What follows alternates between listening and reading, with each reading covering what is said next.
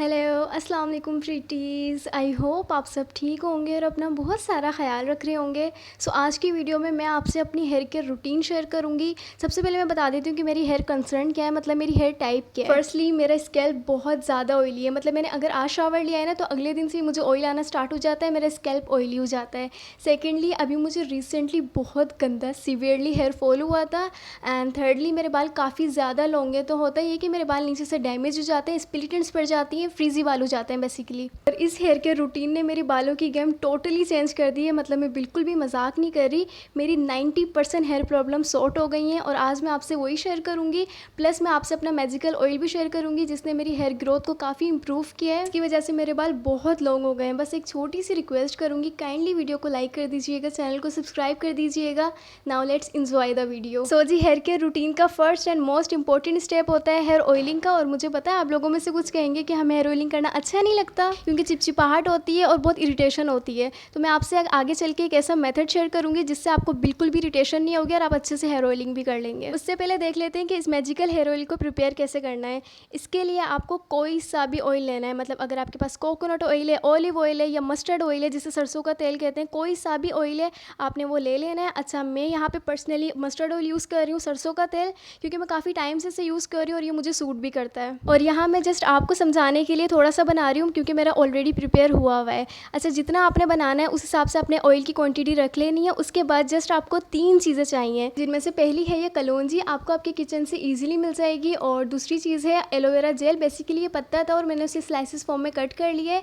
और उसके बाद आपको कड़ी लीव चाहिए। फिर इन सारी चीज़ों को आपने तेल के अंदर डाल लेना है। और यहाँ आप लोग सोच रहे होंगे कि मैंने इन्हें कुक क्यों नहीं किया, मतलब पकाया क्यों नहीं है, क्योंकि मुझे कुकड ऑयल सूट नहीं करते, मुझे बहुत गंदा वाला हेयर फॉल होने लग जाता है। तो आपने करना यह है कि जब सुबह में धूप आती है ना तो आपने इसे धूप के सामने रख देना। और वैसी गर्मी आए तो काफ़ी अच्छी धूप आई हुई होती है और शाम में आपने इसे उठा लेना है। इसकी जितनी भी गुडनेस होगी वो इस ऑयल के अंदर आ जाएगी। चलें जी, अब बताती हूँ मैं आपको अपने रिजल्ट। मैं इसे काफ़ी टाइम से यूज़ कर रही हूँ और इसने मेरी हेयर ग्रोथ को इतना इंप्रूव किया है। मतलब मेरे बाल ना 1 साल पहले इतने ज़्यादा लॉन्ग नहीं थे, बट अब माशाल्लाह से मेरे बाल काफ़ी ज़्यादा लॉन्ग हो गए और माशाल्लाह बढ़ते ही जा रहे हैं। प्लस मेरा हेयर फॉल काफ़ी हद तक कम हो गया है क्योंकि इसके अंदर जो कड़ी लीफ हमने ऐड की है वो आपके बालों को गिरने से रोकती है। आई मस्ट से कि आप इसे एक दफ़ा ज़रूर ट्राई कीजिएगा, आपको बहुत अच्छा लगेगा। चलिए जी, अब बताती हूँ मैं आपको हेयर ऑयलिंग का मेथड। देखिए, जब भी आपने शॉवर लेने जाना है ना तो उससे आपने 1 से 2 घंटे पहले हेयर ऑयलिंग करनी है।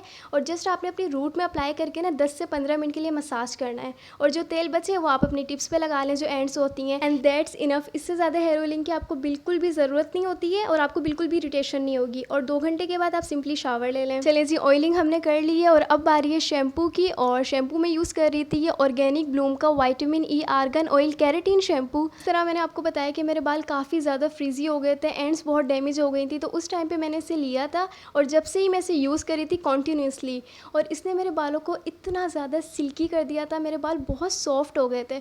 और जो नीचे से बाल मेरे फ्रीजी हो रहे थे ना, एंड्स जो डैमेज हो गई थी वो भी काफ़ी हद तक रिपेयर हो गई थी, सिल्की स्मूथ हो गए थे बेसिकली बाल। अगर आपके बाल ड्राई डैमेज हैं तो उसके लिए ये काफ़ी अच्छा शैम्पू आपके बालों को बहुत सॉफ्ट कर देगा। और जब मुझे हेयर फॉल होता था तो मैं यूज़ करती थी ये ऑर्गेनिक हर्बल मैजिकल शैम्पू। अच्छा, इसके अंदर ना कोई भी ऐसा केमिकल नहीं है जो आपके स्कैल्प को या आपके बालों को डैमेज करे। और ये सल्फेट फ्री है, इसके अंदर सारी जड़ी बूटियाँ हैं और ये आपके हेयर फॉल को रोकने में काफ़ी हेल्प करता है। क्योंकि देखा, हम जो नॉर्मली शैम्पूस यूज़ कर रहे होते हैं उसके अंदर कितना ज़्यादा केमिकल होते हैं और वो आपके बालों को बहुत डैमेज कर देते हैं। जब आप हर्बल शैम्पू यूज़ करते हैं, मतलब केमिकल फ्री शैम्पू यूज़ करते हैं, तो वो आपके बालों को डैमेज भी नहीं करता और उससे आपका हेयर फॉल भी रुक जाता है।